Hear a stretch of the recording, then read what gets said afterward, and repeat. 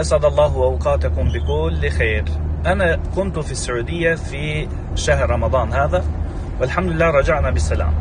في رجوعنا من مكة إلى جدة حصل موقف جدا غريب معنا مع مجموعة المعتمرين. وقفنا الشرطة في وسط الطريق لتفتيش الباص. الجماعة طبعا يعني سألوني، قالوا ليش يعني وقفوا لنا الشرطة؟ قلت والله شوف، ما دام يعني السواق مصري وكذا ممكن عمل أي حركة ويخالفونه هكذا بالطبيعة، يعني عادي، لكن إن شاء الله بنمر سريع، ما عندكم مشكلة، يعني بنمسك الوقت الإفطار إن شاء الله في جدة، لا يهمكم. أول ما دخل الشرطي في الباص قال لي معكم الإفطار؟ قلت لا، ليس معنا إفطار. يا شباب جيبوا 2 كرتون سريع.